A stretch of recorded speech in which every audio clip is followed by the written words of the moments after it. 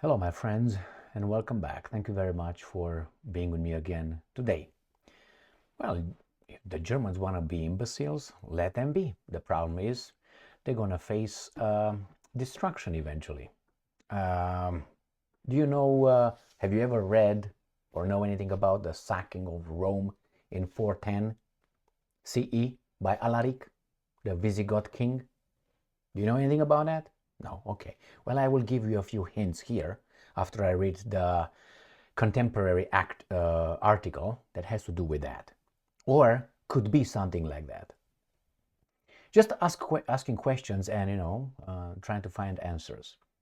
So the article goes from the Telegraph, or comes from the Telegraph.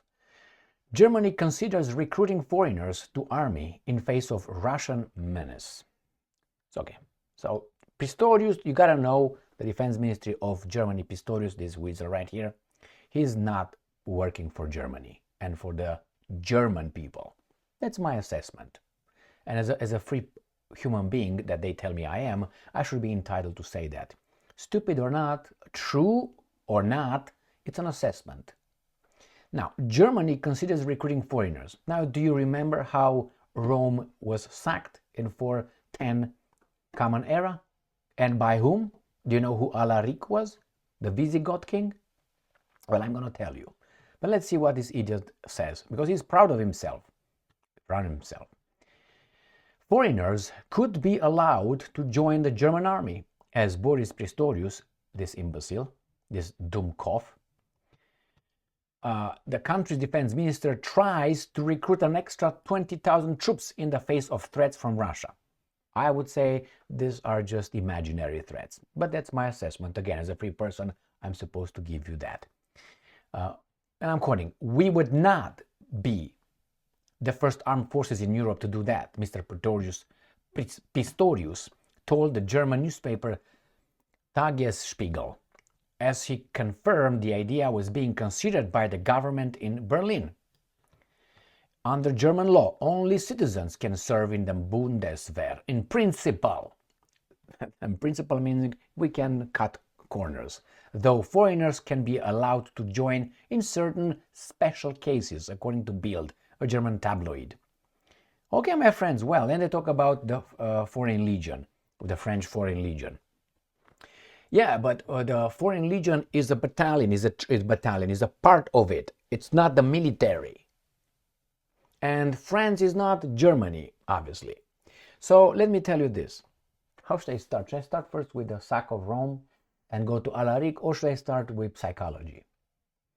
Let's start with psychology. No, let's start with the sack of Rome, because it's going to make more sense. So let's go and learn a little bit, just a little bit, about the sacking of Rome, 410 Common Era. The sack of Rome on August 24th, 410 AD, was undertaken by the Visigoths, led by the king Alaric.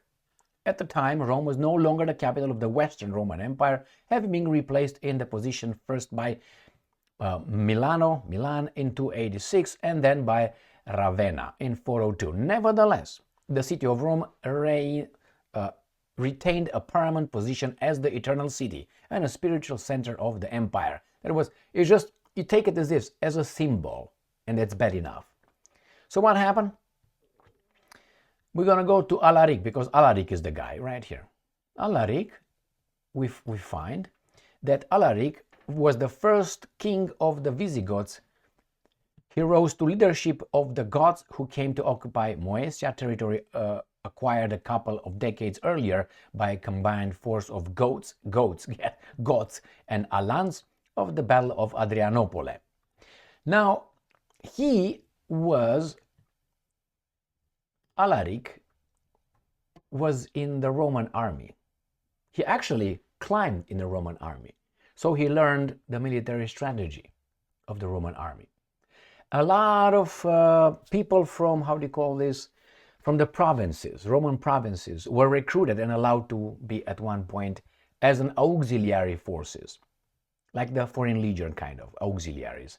But, and then they were always sent first by the Romans. So, go and fight for me, and then I would just get the spoils of war, which those guys would learn about it, and they would start to hate the Romans. Now we turn into psychology. What do you think those guys would do to the Romans if they get the upper hand? Yeah, sack Rome. So Alaric was trained as a military, as a Roman legionnaire. He got very high in the position. Then he went to his people, and then he went and sacked Rome. Now let's see what's more here, because I know I looked over something specific somewhere in the bottom. And here is what I would like to focus on.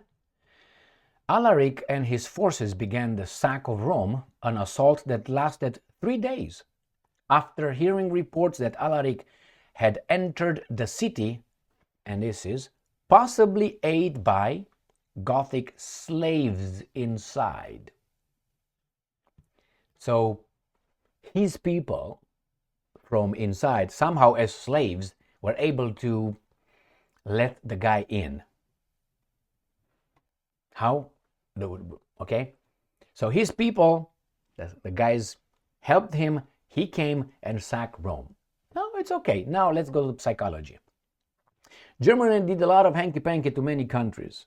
And if you want to lump some other European countries, like France if you want, or I don't know, Great Britain, if you want to go to Spain, Portugal, the Netherlands, even Belgium, even those guys, did a lot of things to people from other parts of the world, not only on the continent. Now, if you get those guys in, obviously they remember, like those slaves over there. After all, these guys were the slave masters, right? So be careful. Don't lose vigilance, I'm talking about. Because if you think that an abused person forgets the name of the abuser, you're just fooling yourselves. It's okay. Well, I'm waiting for these guys here the same thing, little by little. If you don't believe me, if you get a chance to speak with people that would really disclose to you their real feelings about this and that, you're going to find out how much hatred is around, directed towards the oppressors. Who are the oppressors? Who is in charge, supposedly, of the US military? Mr. Brown and Mr. Austin. Just saying. Thank you very much for being with me again today. Stay strong, stay smart, look for the truth, and be just.